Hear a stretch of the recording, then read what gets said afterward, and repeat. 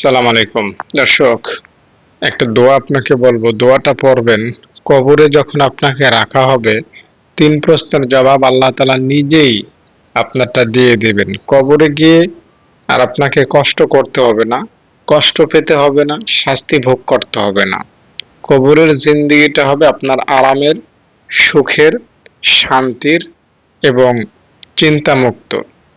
তাই যারা কবরে নিজের জীবনটা সুখময় হোক, আরামদায়ক হোক, এটা চান, তারা ভিডিওটি কষ্ট করে দেখতে থাকুন। দেখুন, হযরত ওসমান রাদিয়াল্লাহু তাআলা আনহু কবর দেখলে বাচ্চাদের মতো কান্নাকাটি করা শুরু করে দিতেন। তাকে জিজ্ঞাসা করা হতো জিজ্ঞাসা করা হলো যে হুজুর, আপনি কবর দেখলে এত কান্নাকাটি কেন করেন?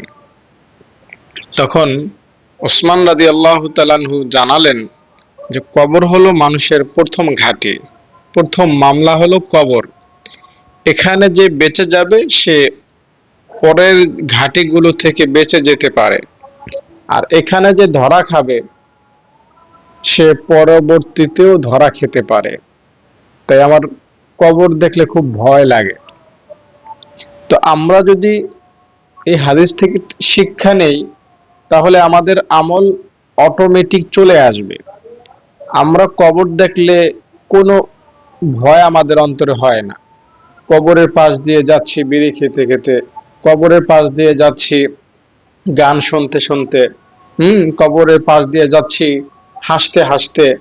আমরা কবরকে কোনো এখন গোনায় ধরি না, কিন্তু এই কবরে আপনাকে যেতে হবে। দেখা যায় আপনি যদি বর্ষাকালে মরেন, কবরে হয়তো পানি উঠে যাবে, পানির মধ্যে আপনাকে রেখে চলে আসবে। হুম শীতকালে আপনি যদি মারা যান, ঠান্ডা জমিনে, যেখানে আপনি কম্বল ছাড়া ঘুমাতে পারেন না, আপনাকে ওই ঠান্ডা জমিনে রেখে চলে আসা হবে। নীরব একটা জায়গা, যেখানে দিনের বেলাও যাইতে মানুষ অনেকটা ভয় পায়, বাগানে, বাঁশ ঝাড়ের নিচে, একদম যে জায়গাটা হাঁটা যায় না, যেই জায়গাটায় মানুষ সচরাচর ব্যবহার করে না, এমন একটা নীরব জায়গা মানুষ কবরস্থ হয়। এমন একটা নীরব জায়গায় আপনাকে রেখে দেওয়া হবে। তা ওই কবরের চিন্তাটা আপনার মাথায় আনেন। আপনি 10 তলার মালিক হন আর গাছতলায় থাকেন, আপনাকে ওই কবরে শুইতে হবে। মা, ভাই, বোনেরা যারা ভিডিওটা দেখতেছেন, অন্তরটা একটু নরম করেন। হাদিস শরীফের মধ্যে কি এসেছে জানেন? যদি আপনার অন্তর নরম হয়ে 2 ফোঁটা চোখের পানি বের হতে পারে, এই কবর বলেন, হাসর বলেন, মিজান বলেন, পুলসিরাত বলেন, জাহান্নাম বলেন, কোনো জায়গায় আপনি আটকাবেন না। আপনি নিশ্চিত, নিঃসন্দেহে, শতভাগ গ্যারান্টি ওয়ালা কথা জান্নাত পাবেন। মাত্র 2 ফোঁটা চোখের পানি, মাত্র সারা জীবনেও যদি 2 ফোঁটা চোখের পানি ফেলতে পারেন আল্লাহ তাআলার জন্য, দ্যাটস এনাফ। আল্লাহকে আপনি সারা জীবন আমল করেও খুশি করতে পারবেন না, আবার কিছু কিছু সময় আল্লাহ তাআলা একটা আমলেই খুশি হয়ে যান। যেমন একটা ঘটনা আছে, একজন বুজুর্গ মসজিদে গিয়েছেন, সবাইকে দেখতে পাচ্ছেন, সবাই সিজদায় পড়ে আছে। তো তিনি ভাবলেন যে আমি এখন সিজদায় যাব না, ইমাম সাহেব যখন দ্বিতীয় রাকাতের জন্য উঠবেন আমি তখন হাত বেঁধে দাঁড়াবো। এখন একটা সেজদা দিলে না দিলে সমান কথা। যারা নামাজের মাসালা বুঝেন, বিষয়টা আশা করি বুঝবেন। তো তিনি সেজদায় গেলেন না, কিন্তু এমন সময় তার স্মরণ হলো একটা কথা, যে হাদিসে এসেছে একটা সেজদার দুনিয়া ও দুনিয়ার মধ্যে যা আছে তার চেয়ে বেশি দামি।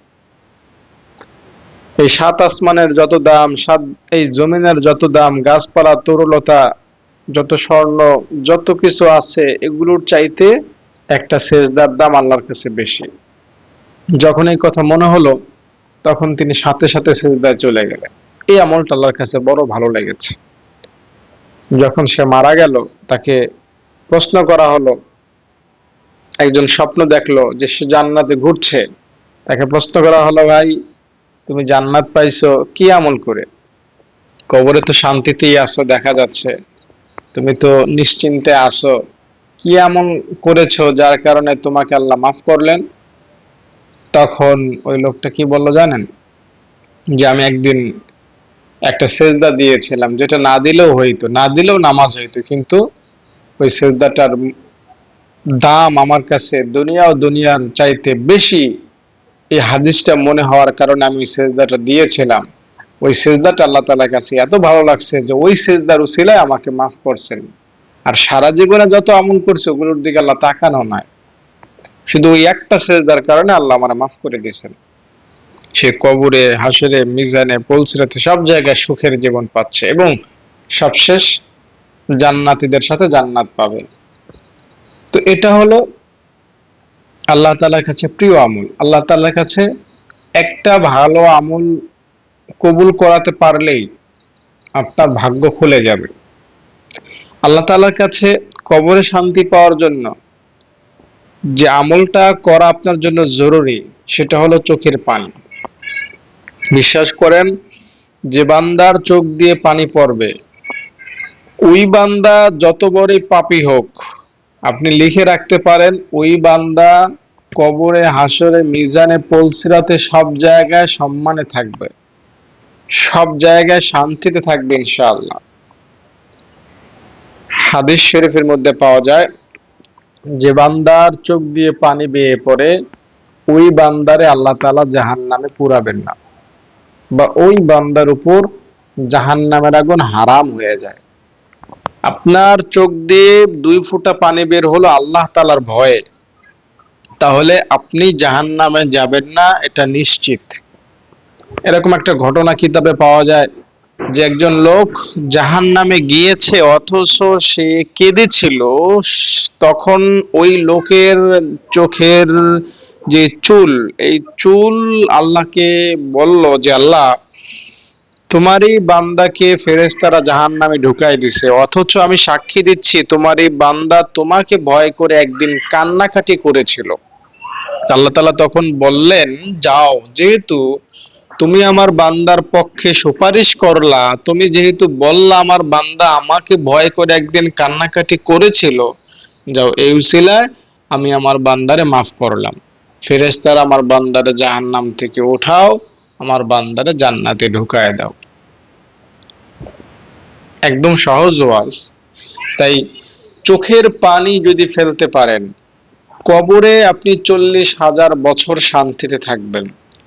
কবরের যে 3 প্রশ্ন, তোমার রব্বুকা মান দীনুকা মান নাবিয়্যুকা, তোমার দিন কি, তোমার ধর্ম কি, তোমার নবী কে, এই 3 প্রশ্নের জবাব খুব আহসানের সাথে, খুব সহজতার সাথে আপনি দিতে পারবেন, বরং দাপটের সাথে দিতে পারবেন যদি আপনি চোখের পানি ফেলেন। চোখের পানি ফেলতে পারা এটা প্রমাণ করে যে আপনি জান্নাতি। যে বান্দা, যে বান্দি চোখের পানি ফেলে না, গুনাহ সারা জীবন করেছে কিন্তু চোখের পানি ফেলে আল্লাহ তাআলার কাছে মাপ চায় না, ও বান্দা, ওই বান্দিটা মনে হয় না খুব সহজে জাহান্নাম থেকে নিস্তার পাবে। তাই আপনি কান্নাকাটি করছেন কি করছেন না, এটা প্রমাণ করে বা নিজেকে বুঝ দেয় যে আপনি কবরে শান্তি পাবেন না কবরে শাস্তি পাবেন। চোখের পানি আপনাকে শতভাগ নিশ্চয়তা দেয় যে আপনি কবরে শান্তি পাবেন। আপনি যত বড়ই ডাকাত হন, যত বড়ই সন্ত্রাস হন, যত বড়ই জালেম হন, যত বড়ই জিনাকার হন, যত বড়ই সুদখোর আর যত বড়ই মিথ্যুক আর হিংসুক আর যাই হন না কেন, আপনি যদি চোখের পানি ফেলতে পারেন কবরে শান্তি পাবেন, এটা লিখে রাখতে পারেন। কবরে 3 প্রশ্নের জবাব আপনি টাস টাস করে দিতে পারবেন, অথবা মানুষের মালিক ফেরেশতাদেরকে বলবেন, এই ফেরেশতারা, আমি আমার বান্দার পক্ষ থেকে আমি নিজেই জবাব দিয়ে দিচ্ছি। বুঝতে পেরেছেন? তাই চোখের পানি ফেলাটা আপনার জন্য অনেক জরুরি এবং আল্লাহ তাআলার কাছে বারবার বলবেন, আল্লাহ আমার কবরের আযাব থেকে বাঁচাও, কবরে শান্তি দাও, বারবার বলবেন, আল্লাহ তাআলা খুশি হয়ে যাবেন। হ্যাঁ, একজন হুজুর এভাবে দোয়া করতেন, তাকে জিজ্ঞাসা করা হলো, হুজুর আপনি তো ভালোই দোয়া করতে পারেন। হুম। তখন তিনি বললেন যে আমি দোয়া করার নিয়ম শিখেছি আমার স্ত্রীর থেকে। কিভাবে শিখলেন? যে আমার স্ত্রী আমার কাছে একটা জিনিস বারবার প্রতিদিন চাচ্ছিল, টাকা পয়সা জিনিস। তো আমার কাছে ছিল না, আমি বলছি আমার যখন বেতন হবে বা যখন আমি টাকা পাবো তোমাকে দিব। আমার টাকাও হয় না, বেতনও পাই না, আমার স্ত্রী শনিবার নাই, রবিবার নাই, সোমবার নাই, মঙ্গলবার নাই, প্রতিদিন আমার কাছে চায় আমার টাকা লাগবে বা আমার বাজার লাগবে বা আমার একটা কাপড় লাগবে। তার যেটা দরকার সেটা প্রতিদিন আমার কাছে যাচ্ছিল। তো আমি বিরক্ত হয়ে তাকে অনেকটা ধমকের সুরে বললাম না তোমাকে যে আমার যখন টাকা হবে তখন দিব? এভাবে প্রতিদিন চাচ্ছে মানেটা কি? হুম। তখন তার স্ত্রী বলল, স্বামী রাগ করবেন না, আমি আপনার কাছে চাই, আপনার কাছে না চাইলে আমি কার কাছে চাইবো? আপনাকে আমার প্রয়োজনের কথা না বললে আমি দুনিয়ার কার কাছে আমার প্রয়োজনের কথা বলবো? আমার তো আর কেউ আপন নাই আপনি ছাড়া। তো তখন হুজুর বলল যে আমার স্ত্রীর মুখ থেকে যখন এই কথাটা আমি শুনলাম, তখন আমার চোখ দ্বারা পানি থরথর করে বেয়ে পড়তে লাগলো। স্ত্রী বলল, স্বামী আপনি কান্না করতেছেন কেন? আমি বললাম যে তোমার থেকে আমি আল্লাহ তাআলার কাছে বারবার চাওয়ার শিক্ষাটা পাইলাম। আল্লাহ, তুমি ছাড়া তো আমার কেউ নাই, তোমার কাছে যদি আমি বারবার না চাই আমি কার কাছে চাইবো? তুমি ছাড়া তো আমার কোনো মাহবুদ নাই, আমাকে দিলেও তোমার কাছে চাইবো, আমাকে কবরে শান্তি দিলেও তোমার কাছে চাইবো, আমাকে কবরে আযাব দিলেও তোমার কাছে চাইবো, কারণ তুমিই পারো আমাকে শান্তি দিতে, তুমিই পারো আমাকে আযাব দিতে, তুমি ছাড়া কেউ আমার কোনো ক্ষতি করতে পারে না। একজন আল্লাহওয়ালা মানুষ মক্কা শরীফে গিয়েছে হজ করতে, আল্লাহকে বলে লাব্বাইক আল্লাহুম্মা লাব্বাইক, আল্লাহ বলে লাব্বাইক তোর লাব্বাইক আমার কিচ্ছু যায় আসে না। হুম। তোর লাব্বাইক আমি কবুল করলাম না। তো তার পাশে তার খাদেম ছিল। তো আল্লাহ তাআলার এই কুদরতি আওয়াজ এই খাদেমও শুনতে পাইল। হ্যাঁ, এটা হলো আল্লাহ তাআলার প্রিয় বান্দাদের সাথে আল্লাহ তাআলার খুনসুটি বা আল্লাহ তাআলার বিশেষ আহ, কথা। আল্লাহ তাআলা তার বন্ধু যারা আছে তাদের সাথে এভাবে কথা বলেন। তো আল্লাহ তাআলা হয়তো মজার ছলে বান্দাকে বললেন, তোর লাব্বাইক না, তোর লাব্বাইক আমি কবুল করলাম না। তো তার পাশে যে খাদেম ছিল ওই আল্লাহওয়ালা মানুষের, তো তখন সে বলল, হুজুর আপনি বলতেছেন লাব্বাইক আর আল্লাহ বলতেছেন উপর থেকে আওয়াজ আসতেছে তোর লাব্বাইক আমি কবুল করলাম না। তখন হুজুর খাদেমকে ধমক দিয়ে বলল, আরে চুপ থাক বাটা, তুই আজকে আইছস, আজকে শুনতে পাইলি আমি বলে লাব্বাইক উপর থেকে আওয়াজ আসে লাব্বাইক, আমি তোর লাব্বাইক কবুল করলাম না। তো তুই আজকে শুনে আজকে এটা বলতেছিস? এটা তো আল্লাহ আমার সাথে প্রতি বছরই বলে, কিন্তু আল্লাহ যতই বলুক বান্দা আমি তোর লাব্বাইক কবুল করব না, আমি তো অন্য কোনো কাবার ঘরে যাইতে পারি না, ওই আল্লাহ কবুল করলেও এই কাবা ঘরে আমি আসব, ওই আল্লাহ কবুল না করলেও আমি এই কাবা ঘরে আসব, ওই আল্লাহর দরবারে আমি ফিরে আসব। আমার তো আর কোনো দরবার নাই, আমার তো আর কোনো কাবা নাই, আমার তো আর কোনো রব নাই যার কাছে বলবো লাব্বাইক লাব্বাইক। তিনি কবুল করলেও তার কাছে আসব, তিনি কবুল না করলেও তার কাছে আসব। তো তার কাছে আমাদের ফিরে আসতে হবে, জিন্দেগির গুনাহের কথা আল্লাহকে বলতে হবে, আল্লাহ আর করতাম না, মাফ চাই, দয়া চাই, আমাকে মাফ করে দাও। আল্লাহ রাব্বুল আলামিন খুশি হবেন, আল্লাহ রাব্বুল আলামিন রাজি হবেন, সন্তুষ্টি হবেন ইনশাআল্লাহ। তাই ভাই বোন দর্শক শ্রোতা যারা ভিডিওটি দেখলেন, কবরে শান্তি পাওয়ার আশায়, কবরে মুক্তি পাওয়ার আশায় আপনাদেরকে বলবো চোখের পানি কিন্তু ফেলবেন, হ্যাঁ, চোখের পানি ফেলে আল্লাহকে বলবেন, আল্লাহ আমি কবরে শান্তি চাই, কবরে আযাব থেকে আমারে বাঁচাও। আল্লাহ কবরে আমার মা নাই, বাপ নাই, ভাই নাই, বোন নাই, আত্মীয় নাই, স্বজন নাই, টাকা নাই, পয়সা নাই, গাড়ি নাই, বাড়ি নাই, খাবার নাই, কিছু নাই। তুমি যদি আমারে সাহায্য না করো, অন্ধকার কবরে সাপ বিচ্ছু এসে আমাকে দংশন করবে, আল্লাহ জাহান্নামের আগুন এসে আমাকে পোড়াবে, আল্লাহ ফেরেশতারা এসে আমাকে বাড়ি দিবে, আল্লাহ ওই শাস্তি তো আমি সহ্য করতে পারবো না, ও আরশের মালিক আমারে তুমি মাফ করে দাও। কবরের চিন্তাটা, মরণের চিন্তাটা দু চোখ বন্ধ করে করলে এমনি তো কান্নাকাটি চলে আসে, এমনি তো চোখের পানি চলে আসে। হুম। একজন বাদশাহ হুজুরের কাছে গেছে, হুজুর কবরে শান্তি পাইতে চাই, কিছু একটা আমল দেন। ঠিক আছে, 100 বার প্রতিদিন কবরের কথা মনে করবা, তাইলেই শান্তি পাবা। মরণের কথা স্মরণ করবা প্রতিদিন। ওই বাদশাহ রাজ দরবারে যাইয়া 100 দানা দিয়ে একটা তসবি বানাইছে, আর এবার তসবি জপে, মরণ মরণ মরণ কবর, মরণ কবর, মরণ কবর, মরণ মরণ কবর, হাসর জান্নাত জাহান্নাম, মরণ কবর জান্নাত জাহান, মানে মরণের কথা স্মরণ করতে বলছে হুজুর। প্রতিদিন এভাবে মরণকে 100 বার জিকির করে, কিন্তু অনেকদিন জিকির করার পরও কোনো চেঞ্জ নাই। তাই হুজুরের কাছে বিষয়টা জানালেন। হুজুর এই বাদশাকে পরিবর্তন করানোর জন্য তার রাজদরবারে এসে বললেন যে, বাদশাহ, আমি যে আমলটা আপনাকে শিখাইছি, ওই আমলটা আমি আপনাকে প্র্যাকটিক্যালি আপনাকে একটু শেখাইতে চাই। হ্যাঁ, আমাকে প্র্যাকটিক্যালি শিখায় দেন, তাইলে তো ভালো হয়, আমার তো কোনো পরিবর্তন নেই আপনার আমল করার ফলে। তো বাদশাহ প্র্যাকটিক্যালি যদি শিখাই, ওই সিংহাসনটা আমাকে একটু সময়ের জন্য দিতে হবে। এই 5 মিনিট, 5 মিনিট পরে আবার আপনি বাদশাহ হবেন, 5 মিনিটের জন্য আমাকে রাজা বানান। ঠিক আছে, আপনি আসেন হুজুর, আপনি তো দুনিয়ার লোভী না, আপনি তো আমার সিংহাসন আজীবনের জন্য দখল করবেন না, চলেন আপনি আসেন। তো হুজুর সিংহাসনে গেলেন এবং বাদশাহ জানাই দিলেন, এ হলো এখন থেকে তোমাদের বাদশাহ, আমি তোমাদের মতোই সাধারণ একজন লোক এখন থেকে। এবার হুজুর বলল, আমি যা বলবো তাই হবে? সবাই বলল, হ্যাঁ, আপনি এখন আমাদের বাদশাহ, আপনি যা হুকুম দেবেন আমরা সবাই তা মানব। তখন এই হুজুর বলল, বাদশারে ধর, বাদশার পা বাঁধ, হাত বাঁধ, হাত পা বাঁধ, চোখে কাপড় লাগা, এই জল্লাদ, তরবারি ধারালো তরবারি লও, বাদশার কল্লা এখনই কেটে দিব, বাদশারে এখনই দুনিয়া থেকে বিদায় করে দিব। এই হুকুম যখন দেয়, লোকেরা তার হাত পা বেঁধে ফেললো। ওদিকে জল্লাদ তরবারি খাপ থেকে বের করলো।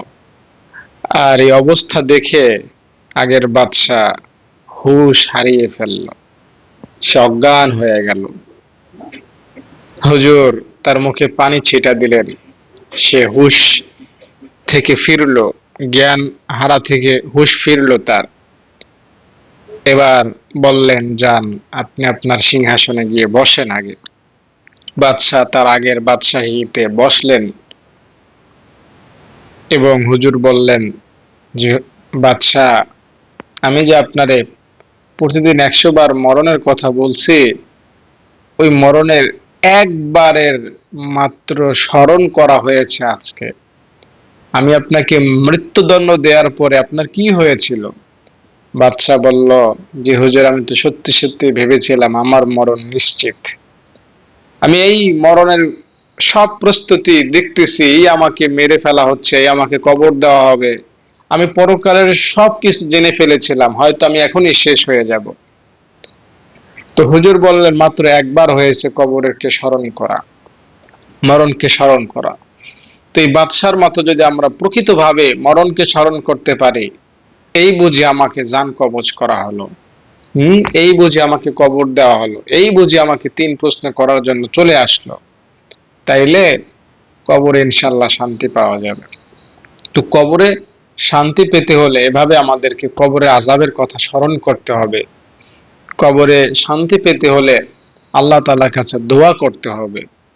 আমি আপনাকে একটা বিশেষ দোয়ার সাথে পরিচয় করাই, এই দোয়াটা পাঠ করবেন, ইনশাআল্লাহ কবরে হাসরে মিজানে আল্লাহ তাআলা আপনাকে রহমত করবেন। কোন দোয়া? আল্লাহুম্মা ইন্নী আউযু বিকা মিন আযাবিল কবর। এতটুকু, এটা পাঠ করলে ইনশাআল্লাহ কবরে আল্লাহ তাআলা আপনাকে শাস্তি দিবেন না। এবং কবরের যে 3 প্রশ্ন, এই দোয়াটা বেশি বেশি পাঠ করলে, পাশাপাশি আপনি যদি গীবত না করেন এবং পেশাব থেকে পবিত্রতা লাভ করতে পারেন, 24 ঘন্টা যদি পেশাব থেকে পবিত্র হতে পারেন, হ্যাঁ, পেশাব কাপড়ে না লাগে, পেশাব গায়ে না লাগে, তাহলে ইনশাআল্লাহ কবরে আপনি শান্তি পাবেন। ইনশাআল্লাহ কবরে 3 প্রশ্নের জবাব আপনি নিজে নিজেই দিতে পারবেন। যদি ঠেকে যান তো আরশের মালিক আল্লাহ তাআলা 3 প্রশ্নের জবাব দেওয়ার ব্যবস্থা করাবেন, অথবা মদিনা থেকে আল্লাহ তাআলার নবী আপনাকে 3 প্রশ্নের জবাবে সাহায্য করবেন ইনশাআল্লাহ। আল্লাহুম্মা আমিন। হে আল্লাহ, তোমার কিছু বান্দা বান্দী এই ভিডিওটা দেখলো কবরে শান্তি পাওয়ার জন্য। আল্লাহ, যারা এই ভিডিওতে যুক্ত হয়েছেন তাদেরকে তুমি জান্নাতের মালিক বানায়া দাও, তাদের নামটা জান্নাতের খাতায় লেখা দাও, জাহান্নামের খাতা থেকে তাদের নামটা কাইটা দাও। হে আরশের মালিক মহান আল্লাহ, আল্লাহ কবরে তো আমাদেরকে যাইতেই হবে, আজ যাই আর কাল যাই। আল্লাহ কবরে আমাদেরকে যাইতেই হবে, 3 প্রশ্নের জবাব আমাদেরকে দিতেই হবে। ও আল্লাহ, তুমি যদি সাহায্য না করো, 3 প্রশ্নের জবাব আমরা কেমনে দিব? আল্লাহ, তোমার কাছে সাহায্য চাই, তুমি আমাদেরকে সাহায্য করো। আল্লাহ, 3 প্রশ্নের জবাব তুমি গাইবী ভাবে আমাদেরকে সাহায্য করে দেওয়ার তৌফিক দান করো। আল্লাহ,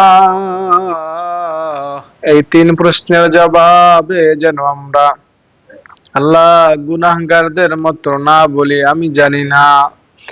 বলা হবে মার রব্বুকা, গুনাহগাররা বলবে আমি জানি না।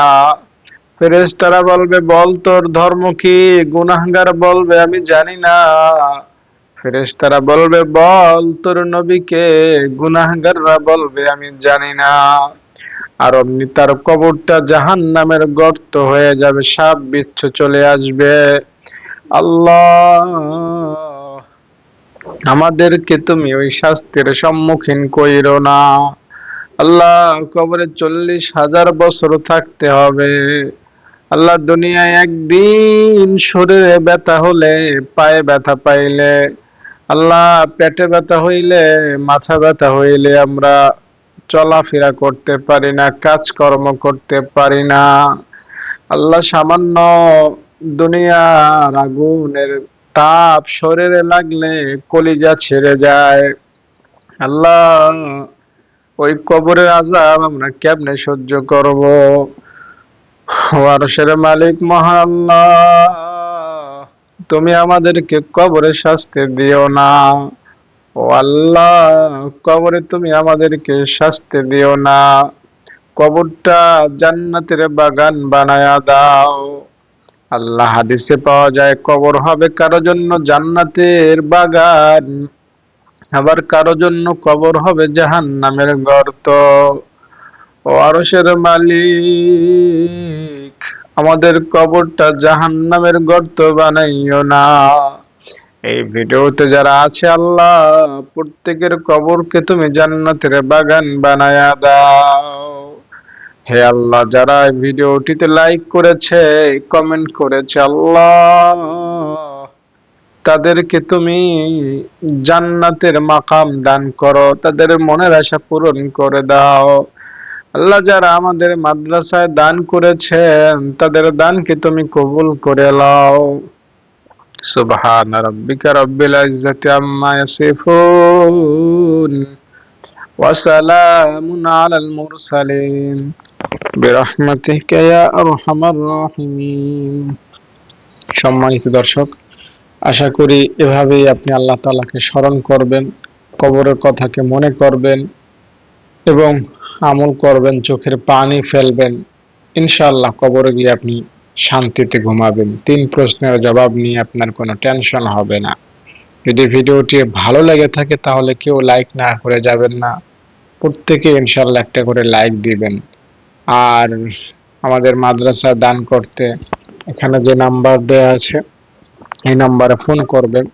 এটা হলো এতিমখানা মাদ্রাসা, এখানে এতিম বাচ্চারা থাকে, খায়, পড়ে, কোরআন শেখে, বাংলা, অঙ্ক, ইংরেজি সবকিছু শেখে।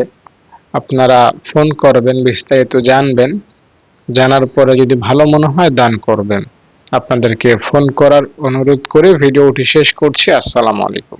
প্রিয় দর্শক, দেখতে পাচ্ছেন আমাদের মাদ্রাসার ছাত্রীদেরকে। আমি আমার ছাত্রীদের খুব যত্ন সহকারে কোরআন শিক্ষা দান করি। তাদের 3 বেলা খাবার আমি ব্যবস্থা করি। তাদের নিরাপত্তার ভার আমার উপর। তাদের দিনী শিক্ষায় শিক্ষিত করার দায়িত্ব আল্লাহ আমার উপর দিয়েছেন। তাই আমি আমার সর্বোচ্চটুকু দিয়ে তাদের প্রতি খেয়াল রাখি। তাদের থাকা খাওয়া, পোশাক আশাক, তাদের নিরাপত্তা, পড়ালেখা, পড়াশোনা, যেখানে যেখানে যখন যা লাগে আমি তা করার চেষ্টা করি আমার সাধ্য অনুযায়ী। মাদ্রাসাটা একজন শিক্ষার্থী থেকে এখন বহু শিক্ষার্থীতে রূপান্তরিত হয়েছে। আপনারা যদি দান চলমান রাখেন, ইনশাআল্লাহ মাদ্রাসাটি আরও বড় হবে। আপনারা সদগায়ে জারিয়া হিসাবে আমাদের মাদ্রাসায় দান করবেন, অনুরোধ রইল।